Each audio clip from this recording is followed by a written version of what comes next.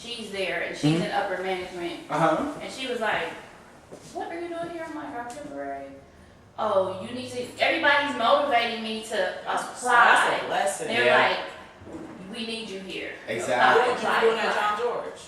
So the thing is, it has to do something probably with my degree. Yeah, I know that. I don't know, cause when she called, she was just like, "Hey, Shannon, I'm calling you. I want to see if you can come in and interview." And I'm like, I don't even remember where it came from. Look at God. And then so when I called her back, she was so cool. It was like we met each other before. She was like, "Hey, Shannon." I was like, "Hey." She was like, "Hey, hold on one second." And I'm like, "Okay." She put me on hold. She was like, "Can you come in for an interview on Tuesday?" And I'm like, "That's what's up." Yeah, but what's this for? She said the name. I don't like some clerk was gonna spell. I don't know, but she was like, I'm like, "Is this a temporary job?" She's like, "No, it's you." I was like, "Oh, okay." So it's like since I've finished school, so many doors are opening. Just like coming like left and right. Yeah, you know, and I felt like, me having this opportunity to, even though, the HR job is temporary,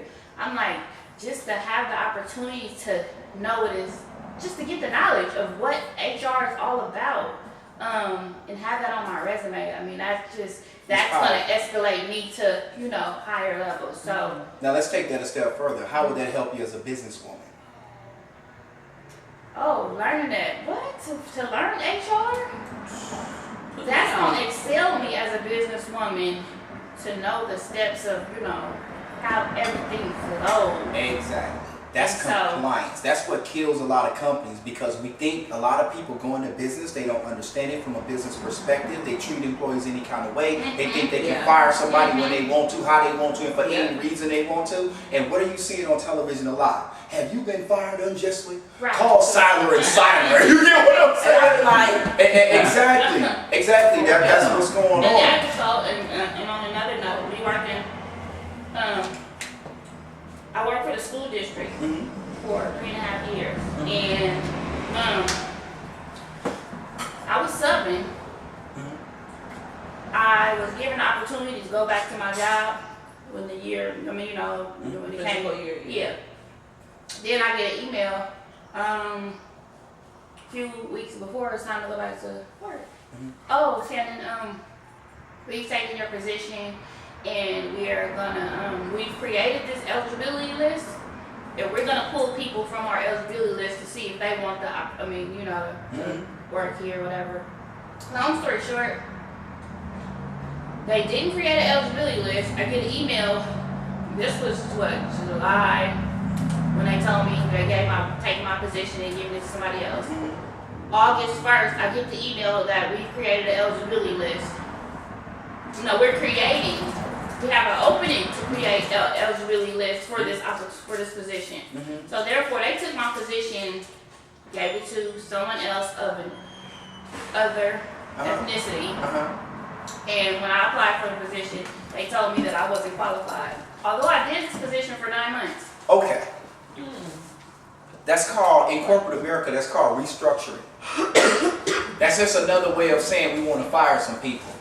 Okay. So the company do what's called a restructure. They'll revamp. So basically what they do, and I've seen this actually happen. It didn't actually affect me directly, but it affected some people I was around. What they did when they wanted to let some dead weight go, that they considered to be dead weight, they did a corporate restructure and told them they had to reapply for their current position. And 0 of those people actually got the job again. That's what they probably did when I was working at Verizon. So see, those are things. So this is leading us somewhere. We're going to get back. Here's the deal. The deal is that when you're out in the world and you have somebody over you that have that much control over you, then you're subject to whatever it is they're going through. You're getting more opportunity because you are fitting the architectural mold of what the world says or corporate America says you're supposed to be. It is their job. They can state what level of education you should have. They can state whatever behavioral patterns they want you to have, how you carry yourself, everything. Because it's their position. Does that make sense? And the more you fit that mold on paper, the more people are going to come and say, hey, come talk to us. Come interview. This is a good candidate. You see, so we have to approach the employment game from that perspective. You get me? So if we say that I want to make $100,000 a year, then what does it require to make $100,000 a year in the field that you want to go into? So if it requires a level of education, if it requires certifications, if it requires experience, if it requires these things, there's ways that you can develop yourself to fit that mold so you can apply for that job. Does that make sense to everybody? Yeah, so Anthony. Yes. They tell me that I didn't qualify for the position because I didn't have 5 years of clerical experience. Mm-hmm. I've been in the administrative field for over 15 years. So how I don't have... How do you not have that? Yeah. So when you apply for any position, you have 5 business days to request an administrative review. Mm-hmm. So I requested an administrative review, no response, and I submitted it again, like, hey, what's going on? Still no response. Mm-hmm. So when I made my voice heard that by law, and I quoted the new director who came in as overclassified, she heard my voice, and she wanted me to come in because she was concerned that, oh shoot, we messed up. Then there was an administrative pre-position, and guess what? What's that? I qualified for that position. All of a sudden they created But that position. I didn't qualify for administrative 2, but I qualified for administrative 3, which is higher. Exactly. Right. That doesn't add up. Yeah. It doesn't. It doesn't. And the only conclusion I can actually come to in a situation like that is this right here. They purposely gave their job to somebody else. There was somebody in there, and they realized when a new manager came that they couldn't get that over on the new manager. So now they screwed up. Yeah. And then now they had to come back and they had to rectify that they screwed up. Because here's the thing. If you're quoting what the law states, if you're staying there saying that I'm going to be heard, what are you really telling them? What is the message behind the message? That you're not going to just go away. No. And eventually you're going to find Siler that's going to say, what? That was wrong. Yeah. So now exactly what I did. they got to give you something. Does that make sense? Yeah. All right, let's jump in, guys. Go to this one right here, confronting fear.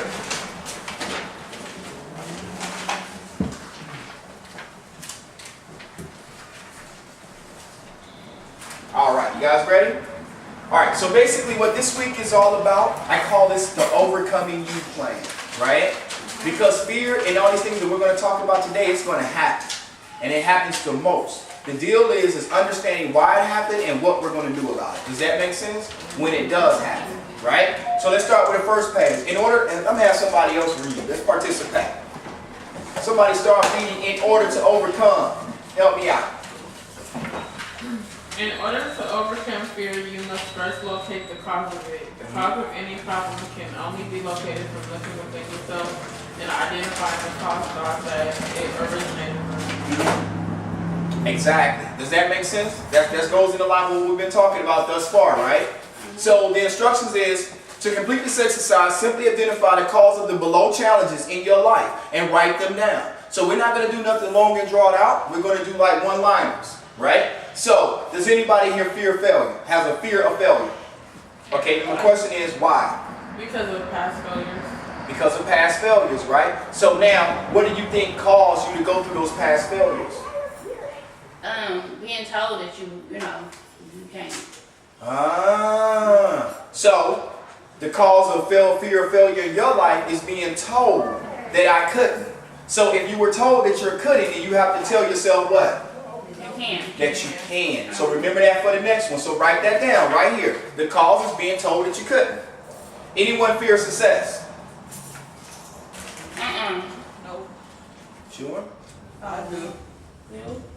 There's an old saying that pressure make diamonds shine and pipes burst. Right. You see what I'm saying? So what does that mean? When you see a lot of people that's earlier in their careers and they self-destruct, you see it a lot with football players and people when they're new and they go to the team, right? And they self-destruct. Why? Because it's a lot more pressure on them in the beginning. You see where I'm coming from? Now they had college under control. They was balling out in college. Then they get to the pros and next thing you know, they can't stay out of the nightclub. They can't stop doing these destructive things that's causing them to fail. You get me? Why is that happening? Because they fear the pressure or they fear the success because now the spotlight is really on them. You see? It's like going from... Rihanna. Say it again? Chris Brown, Rihanna. Exactly. Now the spotlight is on them, right? So what is the cause of the fear of success? Pressure. Pressure. You see what I'm saying? Pressure. Let's go to the next one, the fear of rejection. Anyone fear being rejected? Yeah. Everybody in the room, right? At least at once upon a time. I don't anymore. I don't know more. I used to. I don't know more because I know who I am. You see, when you know who you are, you don't fear no more because I know what I'm going to get. I know what I'm going to become. That's just like the fear of failure. I don't fear that no more. Exactly. But I did. And we did at once upon a time. Do you know what me and my sister always say? Failure is not an option. Yep. Because when failure is an option in your thought process, it's going to stick its head up every single time. It's going to tell you all about what you couldn't do. You tried that before. You know what I'm saying? Or, if that doesn't work, what happens? Ring. Yep. You going to apply for what job? You sure you want to work up there with them crazy people? You know what I'm saying? Man, my girlfriend worked up there and it was all bad. And next thing you know, you thinking like somebody's going to try to cut your head off when you go in the building. Yeah, you know how it happened, and all this stuff, and next thing you know, you all caught up like, oh, I don't even know if I want to go anymore. That's what I'm saying. Every time they call you, it's always negative. Like, Yes. That's what you got to say. Yep. You gotta block it. Remember when I said I isolate myself? Yeah. The reason being is because we know who's about it and who's not. Come on. Right. But don't, you know what gets us mostly, and I'm just gonna go there, is because a lot of us are nosy. And we know that this person always has the juice. You get what I'm saying? They nosy. And they know they got the juice. And even though you don't want to pick that phone up, there's something to make you say, hello. You know what I'm saying? Because you want to know. I told you, early in the morning, my wife, every morning, for real, for real.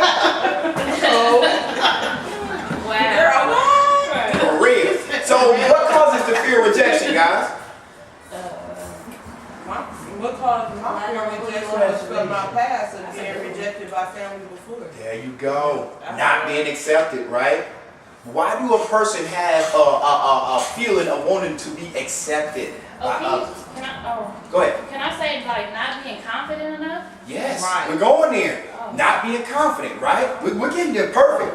No, you're good. You spot on. So the past of not being accepted. Being rejected by other people. It's more so my family.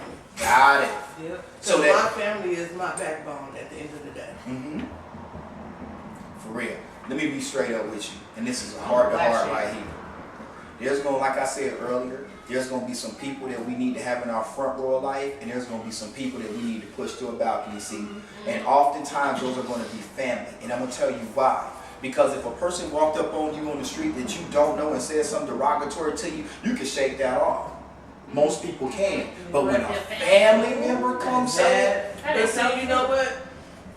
I learned when my family did stuff or said stuff to me like that, it was during the time of my addiction, and they only did it because they loved me and they wanted to see me do better. oh yeah, now if it came in a way of Now- correction, but just Yeah, direct, that's the only time. that's a different That's story. the only time. Like now, today, I don't get none of that. Nothing. Like, So now you know. Got Yeah. perfect. Acceptance. You know, we as people, we have this need to want to fit in. And I think the reason why we have this need to want to fit in is because we don't know who we are. Because when we know who we are, then things fit us. We don't want to go try to fit in. We make things we fit be us. the trendsetter. Huh? Exactly. You become a trendsetter. You get what I'm saying? Your friendships, they fit you. You're not just trying to sink into being around somebody. Right. You see, a lot of people have friends that you have the one ringleader, right? Always out front, and you got the little minions that's following behind doing everything they tell them to do. Right. You see where I'm coming from? When you know who you are, you ain't nobody's minion. I ain't following behind you on that stupid stuff. I know how to think for myself. Yep. Right. Does that make sense to everybody? Yeah. See, that's what brings the fear of rejection, is when we don't know who we are. So we fear not being accepted by other people. Does that make sense? Do you have a folder? I'm so sorry. Oh no, I don't. I have to. Oh yeah, okay, cool. We're gonna get you a folder. We'll get you taken care of. Okay? And then procrastination. I think we all been here before. God. What causes procrastination? Unmade mind. Yeah. True. You said earlier, confidence, right? When we lack confidence in something, somebody can tell us all day long, you can make it, you got it, you can do it. But when we lack that confidence, we gonna find every reason under the sun to not progress and do that thing. Until you want it for yourself, you is not gonna do nothing. Yes, yes, until you prove to yourself that I am worthy. Those I statements, we're gonna talk about that next week, is powerful. I am. Because what we did subconsciously when we was out in the world and we didn't come to an understanding that whatever environment we was in will become. You get me? So we lended ourselves to any environment, right? We was around people because it was so-called fun. So we was in the environment not knowing that we were sucking up this stuff and becoming something that at one day we're not even going to like the person that we see in the mirror.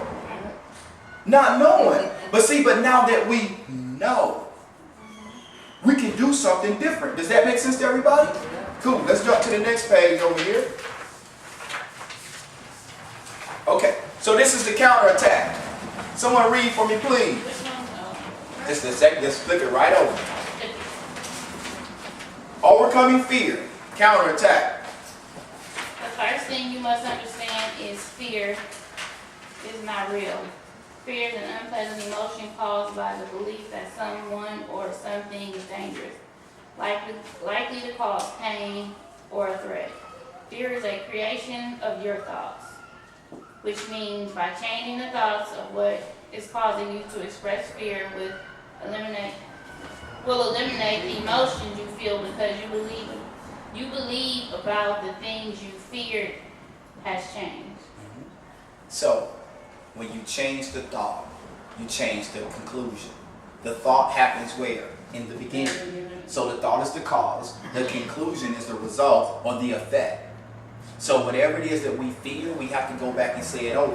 When you said that I was not told that I was good enough, now, once you know that, then you have to consistently keep telling yourself that you can do that. Because if you've been programmed for that, and you have not dealt with it, like I said earlier, through some type of mental exercise consistently, then it's still there sometimes. Even though we're getting a little bit better, every now and then, if we're not careful, it'll stick his head back up again. We have to be for certain within ourselves who we are. Does that make sense to everybody? Cool. Okay, so let's get to the instructions. It says, I will attack the spirit of I will attack the fear of failure in my life by doing exactly what you said on the front. So if you fear failure, how do you attack the fear of failure? What steps are you going to take to attack it? So basically, if it was I feared failure because many years of my life I was told that I'm not good enough, and I will attack the fear of failure by telling myself every day. You can just say by telling myself every single morning who I am and the power I possess. It's all about the reprogramming of self. Does that make sense to everybody? The next one says, I will attack I will attack fear of failure, fear of success in my life by doing what? Getting up every morning and going to work. Yes, taking risks. Oh my God. Taking a risk. A lot of us are not risk takers. We're not willing to take a risk. Take a risk on yourself. You know what people often bet on? Everything but themselves. People will bet on somebody else doing something. They'll bet on every single game. They'll bet on all this stuff. But who can you control better than anything else or anyone else? Yourself. So the risk is much less when you bet on yourself because you're in a better position to control you. I can't control what LeBron James do out on the basketball court. I can only assume that he's going to have a good game. I can only assume that Kobe or Michael or whoever was going to have a good game. But within myself, I have the ability to get up every single day and dictate what I do. I know now the process in which I must do it in order to manifest the thing I want. So I know what I need to do every single morning. Does that make sense to everybody? So betting on yourself is actually taking a risk. I will attack the fear of rejection in my life by knowing that you talked about acceptance, right? By accepting myself. Loving myself. Loving myself. When you love yourself, other people love you. When you respect yourself, other people respect you. Does that make sense? You will shine a light then. Okay? I will attack procrastination in my life by For the procrastinator, somebody give us an example. You attack procrastination by doing what exactly? My issue is like when I know I got something to do, I'll be like, oh, okay, I gotta do that. And then What's that feeling like? it's anxiety. Because, you know, when I don't do it, I'm constantly thinking about it like, oh, Okay. I gotta do it, you know, and yeah, and then the anxiety don't leave until I get it done. Can you recall in your life the first time you ever felt that way? That's a lot of thinking. That's the investigation. That's a lot of That right there. So when you feel like you got to do something, anxiety comes up, something caused that to happen. And sometimes we get anxious when we feel overwhelmed. You see, I don't know for sure if that's the cause, but that's the investigation that she needs to do. We need to find out what caused the anxiety, because if we don't find out what's causing anxiety, then we can't fix the effect of it. Does that make sense to everybody? Yeah. Okay, cool. All right, so the next one, let's go to confronting challenges.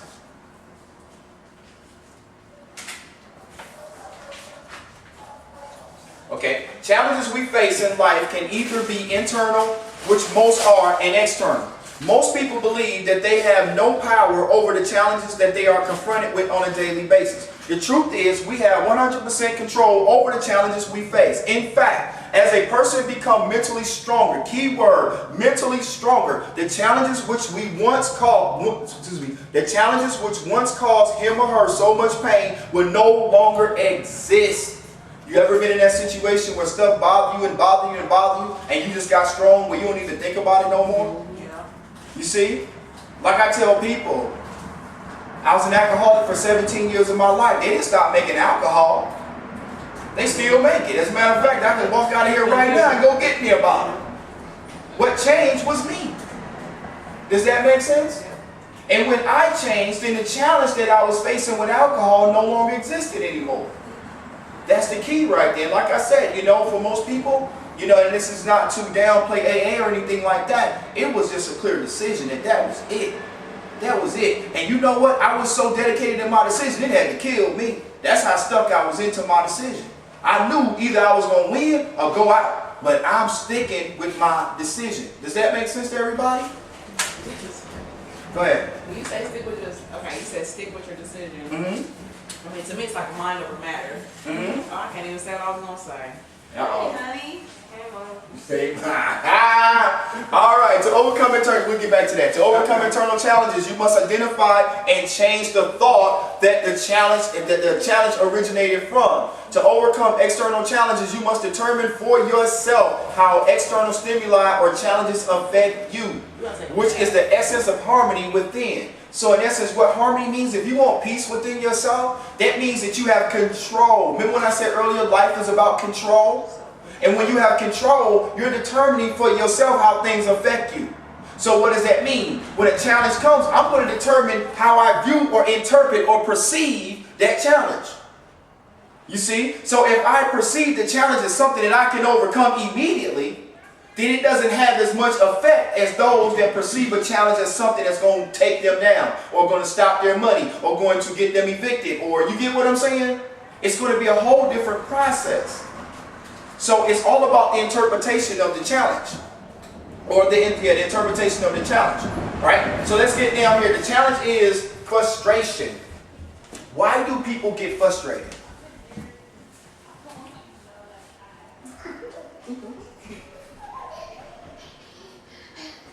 Happy.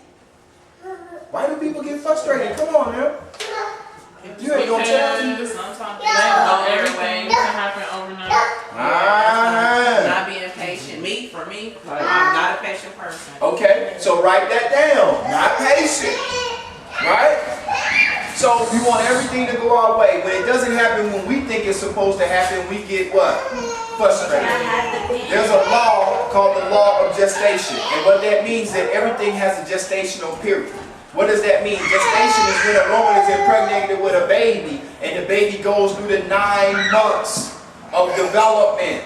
So in essence, as you move throughout your steps here, you're actually in a gestational period because you're becoming better. And as you become better, more opportunities, as we heard earlier, is open to you because now you fit that mold You fit the requirement. They call it a requirement. You fit the requirement. Does that make sense? Okay. So we said frustration typically happens because when we become impatient. Frustration also happens when you okay? This is all good. Okay, so frustration actually happens when we become impatient. Sometimes I get frustrated when